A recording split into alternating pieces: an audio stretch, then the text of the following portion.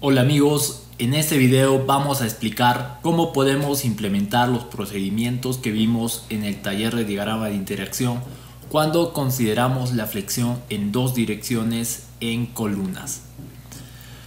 Comenzamos con el primer paso, que es la definición, identificación y definición de los datos, como son los datos de los materiales, los datos de las dimensiones y los datos del refuerzo, como en el anterior taller. La diferencia con respecto al cálculo de la resistencia a flexión y fuerza axial con respecto a un eje que vimos en el taller anterior y está representado por la figura de la parte izquierda, es que en ese caso lo que hicimos fue variar la profundidad del eje neutro C y de esta forma ir construyendo nuestro diagrama de interacción. En el caso de flexión biaxial debemos de adicionar una nueva variante, que es la inclinación del eje neutro. Como ven en pantalla, ya está representado por la variable θ. En nuestro caso inicial el valor de θ era igual a 0, pero para flexión biaxial ya vemos que este eje neutro tiene una inclinación θ. De esta forma vamos a obtener nuevos valores para la profundidad del bloque de compresión A y la distribución de deformaciones E sub S en el acero de refuerzo.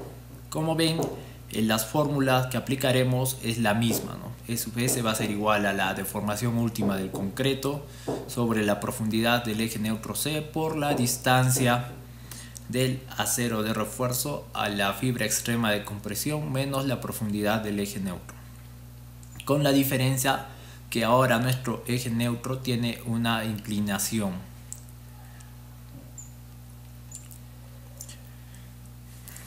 Bueno, primero vamos a calcular las coordenadas de las barras de refuerzo. Como en el anterior taller, tenemos un recubrimiento al refuerzo longitudinal, representado por recubrimiento al estribo más el diámetro del estribo más la mitad del diámetro de la barra de refuerzo.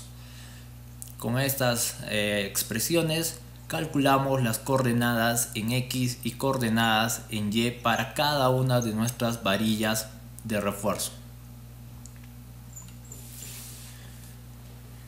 Vamos a poner igual, vemos que tenemos un vector de 12 valores que representan las 12 varillas de nuestra sección. Tenemos 4, 1, 2, 3, 4 y 4 en esta dirección, 1, 2, 3, 4, que harían un total de 12 varillas.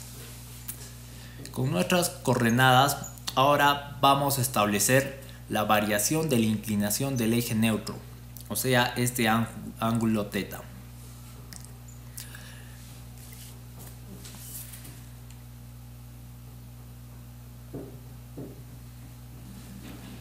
En la forma general, nuestro ángulo θ de inclinación del eje neutro tendría que variar desde los 0 grados hasta los 360 grados, hasta completar una vuelta completa. Pero podemos hacer una simplificación, que consiste en considerar la variación del eje neutro solo desde los 0 grados hasta los 90 grados. Y los resultados correspondientes a los demás cuadrantes del espacio 3D van a ser iguales en magnitud a los que calculemos con la variación del eje neutro de 0 a 90 grados.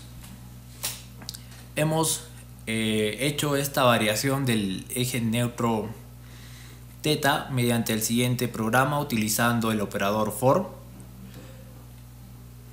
y utilizando el iterador i. De esta forma hacemos que nuestro eje neutro θ va a variar desde 0 hasta los 90 grados. Vamos a cambiar las unidades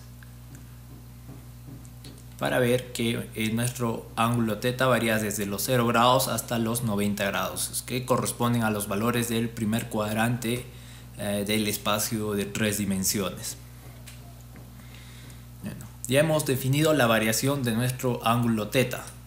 Lo siguiente será establecer la altura máxima de esta altura de máximo, que para cuando θ sea igual a 0 va a ser igual a la altura de la sección, va a ir variando de acuerdo a θ. Cuando θ, por ejemplo, sea igual a 90 grados, va a ser igual al ancho de la sección.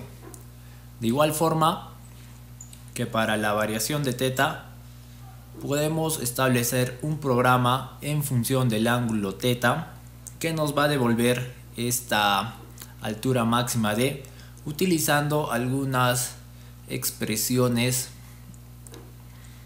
trigonométricas y algunas relaciones geométricas para el cálculo de esta distancia máxima, que sería la distancia máxima entre dos puntos de la sección.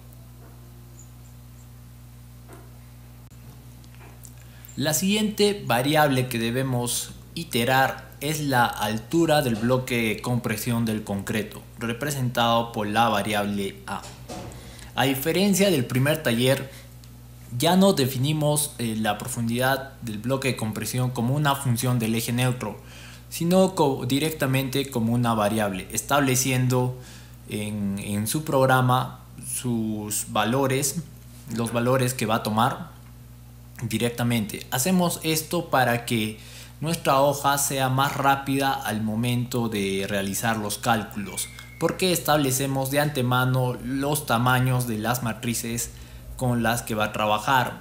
En cambio, si utilizaríamos las funciones, no establecemos el tamaño de las matrices con las que va a trabajar el programa, por lo que la ejecución de nuestra hoja de cálculo se hace más lenta. Es por eso que para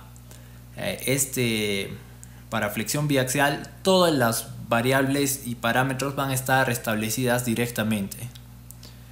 En este caso hemos establecido unos 101 puntos para la variación del bloque de compresión, que va a variar desde 0 hasta la distancia de máximo, y entre estos dos puntos va a tomar otros 99 valores más, ¿no? Entonces hemos podido hacerlo utilizando dos iteradores. Si ponemos igual para que nos devuelva los valores de la profundidad del bloque de compresión, tendremos una matriz de 101 filas por 10 columnas. ¿Esto qué quiere decir? Que vamos a colocarlo de una mejor forma. Listo.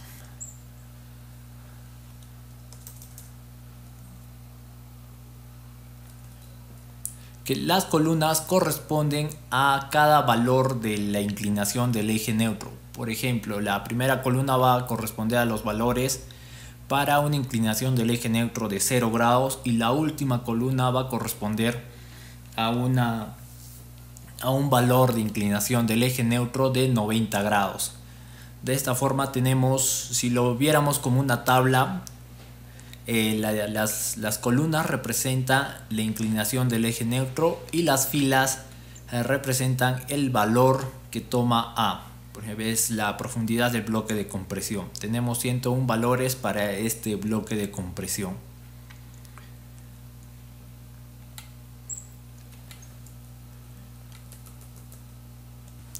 La siguiente variable que calculamos es la distancia D para cada barra de refuerzo. Esta distancia D también va a estar en función de la inclinación del eje neutro θ, por lo que al igual que la variable A, también va a tomar la forma de una matriz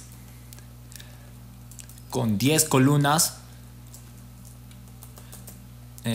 la primera columna representa las distancias D para cada varilla de refuerzo cuando la inclinación del eje neutro es igual a 0. Esto sería igual al ejemplo que hicimos en el taller 1. Para la primera fila tenemos 6 centímetros, luego para la segunda fila 22, para la siguiente fila 37 y para la última fila 53. Pero a medida que vamos variando esta inclinación del eje neutro, estas distancias por fila ya no son iguales y van a tener valores diferentes para cada varilla de refuerzo. Y su valor es calculado por la siguiente expresión. También recordando un poco las relaciones trigonométricas y relaciones geométricas. De esta forma tenemos una matriz de 12 filas por 10 columnas. Cada fila representa a una varilla de refuerzo.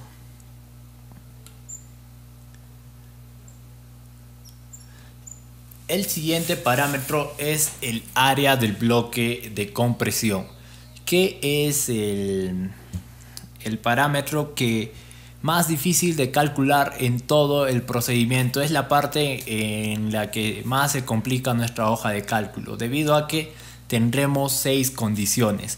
Primero, si la inclinación del eje neutro es pronunciada, vamos a tener una forma en el que va a variar el bloque de compresión. En cambio, si la inclinación del eje neutro es menor, la variación del bloque de compresión va a tener otra forma, teniéndose 6 condiciones. Estas 6 condiciones para la variación del bloque de compresión las hemos programado en el programa A sub C, en el que, por ejemplo, si como les explicaba, si la inclinación del eje neutro no están pronunciadas, este bloque de compresión va a variar de una forma. Y lo que va a hacer este programa es calcular el área y el centroide para cada condición. Por ejemplo, si nos encontramos en la primera condición, vemos que el bloque de compresión es un polígono de 1, 2, 3, 4, 5 lados y tendrá una forma para calcularse el área y su centro y las coordenadas X y Y para su centroide. Sin embargo, en la condición 6, el bloque de compresión es un triángulo, por lo que tendremos que calcular su área y su centroide de forma diferente. Bueno, todas las maneras de calcular el área y el centroide para estas 6 condiciones están programadas en el programa A sub C por medio de el operador if. Como ven, se han utilizado un montón de if y else if para establecer las condiciones. Pero como resultado, ¿qué nos brinda este programa? Como resultado nos da, vamos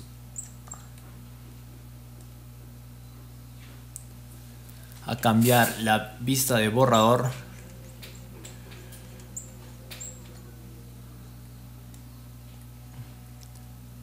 Ya en la parte final del programa A sub C tenemos como resultado la variable de área, el área representado por A sub C, por la variable local A sub C y sus coordenadas XY. Este XY está en forma de un vector con 2 valores, el centroide en X, la coordenada X del centroide y la coordenada Y del centroide. Vamos a presionar igual para ver qué valores obtenemos. Espera que calcule. Ya.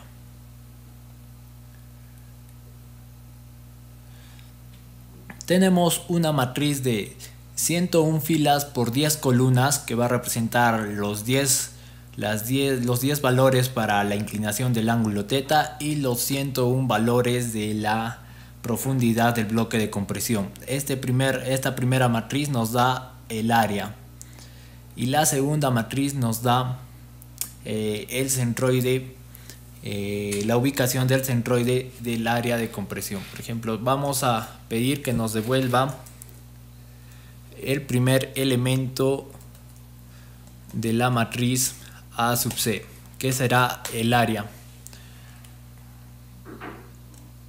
Tenemos la matriz con los valores que toma el área de bloque de compresión.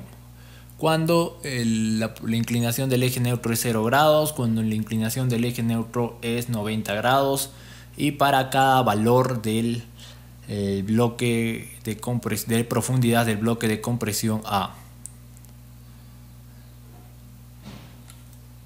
Todos los valores de esta matriz están en unidades de área. Ahora vamos a pedir que nos devuelva el segundo elemento de A sub C. Y lo que obtenemos son vectores que almacenan las coordenadas X y Y para cada área.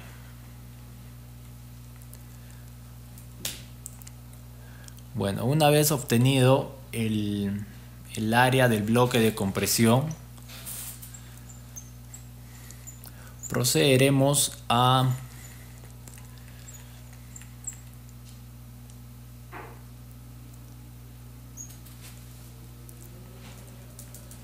calcular las fuerzas en cada barra de refuerzo. Primero calculamos el área de una varilla, de las varillas que estamos utilizando, mediante el área de un círculo, ¿no? Luego calculamos el coeficiente beta sub 1, que nos sirve para que relaciona la profundidad del eje neutro C con la profundidad del bloque de compresión A. De esta forma definimos la variable C, que es la profundidad del eje neutro, como A sobre beta sub 1. Luego el esfuerzo en el acero de refuerzo. En este programa lo que hemos hecho es calcular tanto la deformación unitaria para cada barra de refuerzo y a la vez el esfuerzo para cada barra de refuerzo en un solo paso. Lo hemos combinado. Vemos que también utilizamos la fórmula, que es E sub CU sobre C por D sub I menos C, para el cálculo de la deformación unitaria en cada barra de refuerzo. Estamos utilizando tres operadores for. El primer operador for con el iterador I considera la variación de la inclinación del eje neutro θ. El segundo operador J sub 1 considera la variación de la profundidad del bloque de compresión A. Como vimos, tiene 101 valores. Y el último operador for, que es representado por el iterador G1, va a recorrer todas las barras de refuerzo. Representa todas las barras de refuerzo, desde la primera hasta la última barra de refuerzo. Con estos tres operadores for calculamos la deformación unitaria para todas las barras de refuerzo, considerando todas las variaciones de inclinación del ángulo del eje neutro θ y todos los valores de profundidad para el bloque de compresión A. Como resultado obtenemos una matriz. Vamos a cambiar a la vista de borrador para que podamos ver de mejor forma.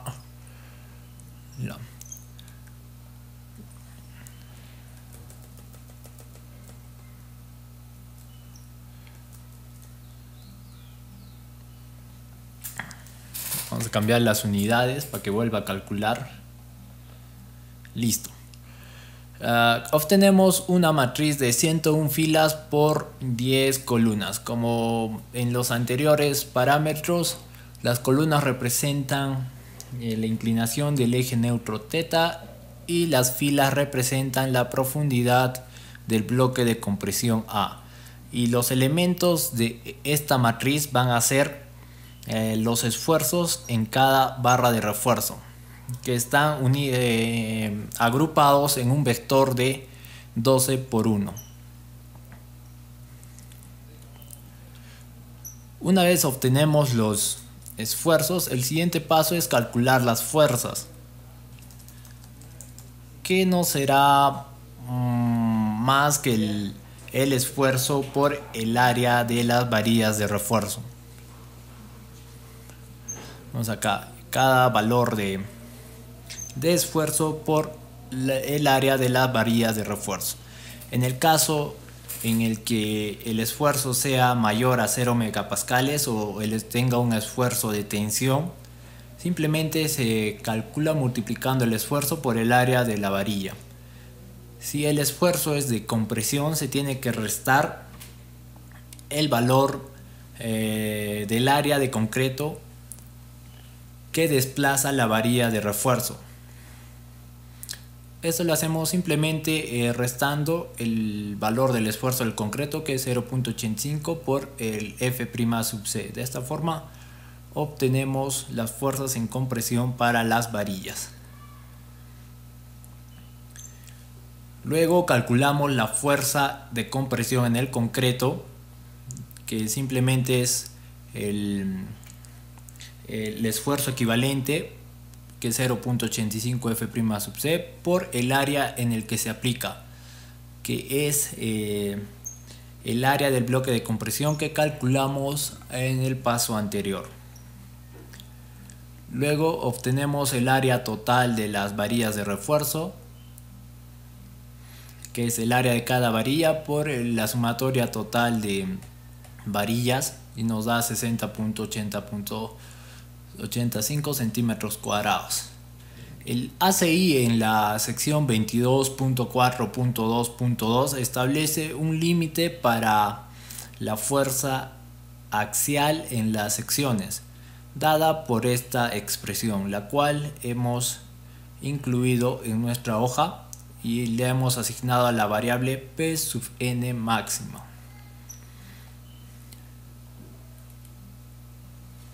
En este punto ya hemos calculado todas las fuerzas internas en la sección, y para obtener los valores de diseño solo nos faltaría hacer las sumatorias y multiplicarlo por el factor de reducción de resistencia phi.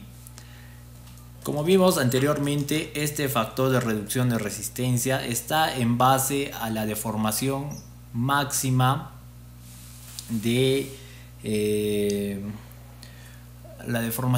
en tensión que se da en la sección. Para cada caso, para cada ángulo y para cada valor del bloque de compresión A, hemos establecido su valor de deformación unitaria máxima de tensión mediante la siguiente expresión. También es una matriz de 101 filas por 10 columnas. Y con cada valor de esta deformación máxima tensión calculamos el factor de reducción de resistencia phi, el cual también será una matriz de 101 filas por 10 columnas. Ahora solo nos queda hacer las sumatorias de fuerzas para obtener la fuerza axial resultante. ¿Cuál va a ser la fuerza de compresión en el concreto menos las fuerzas de tensión en el acero de refuerzo? Y este valor de fuerza axial, de acuerdo al artículo 22.4.2.2, no debe ser mayor a esta expresión, a 0.8 esta expresión. Así que el mínimo entre estos dos valores será multiplicado por el factor de reducción de resistencia, y así obtendremos nuestra fuerza axial de diseño, la cual será una matriz de 10 columnas por 101 filas. Vamos a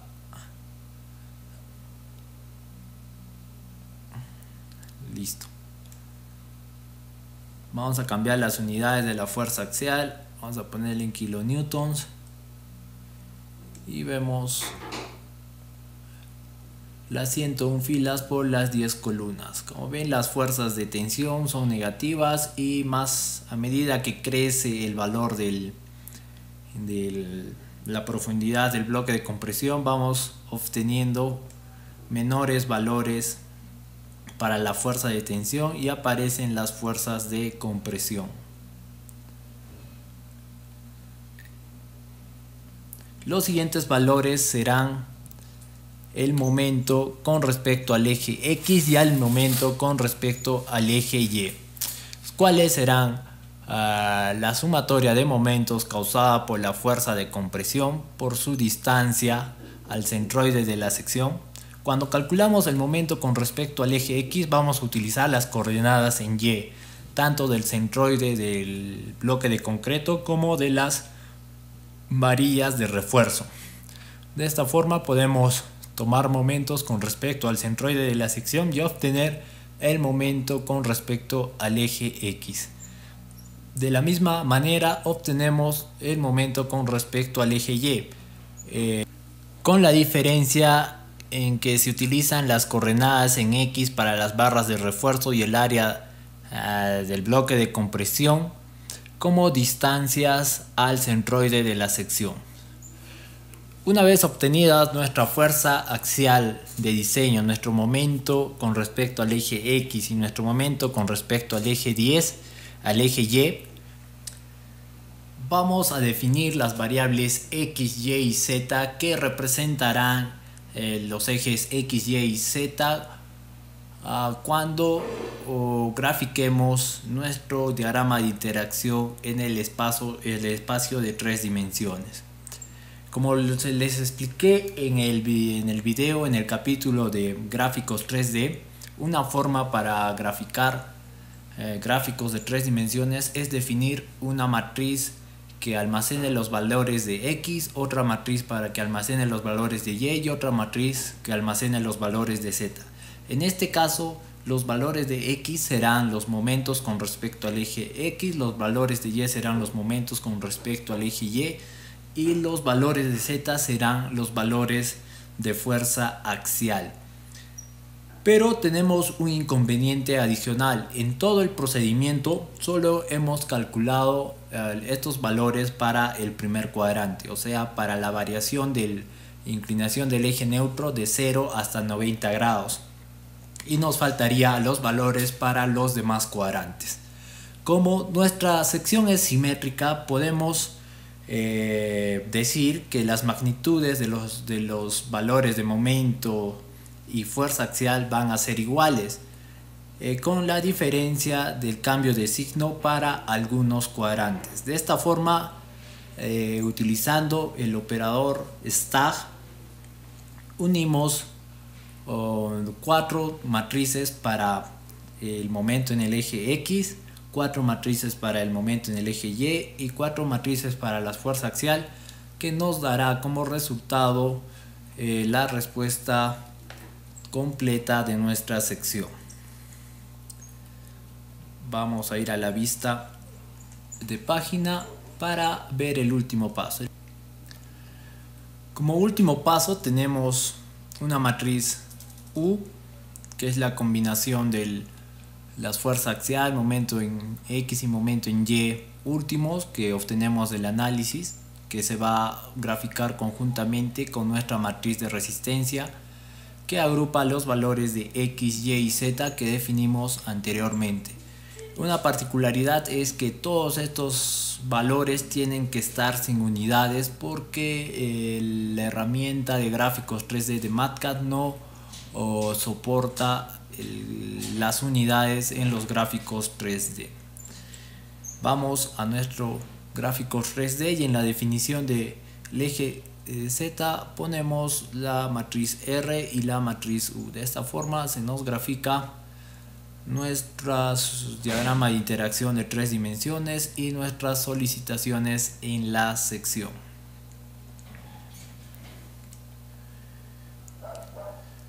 Bien amigos, de esta forma hemos concluido el curso de MATCAD en su primera edición. Espero que haya sido de su agrado y estoy muy agradecido hacia todos ustedes que se han inscrito en el mismo.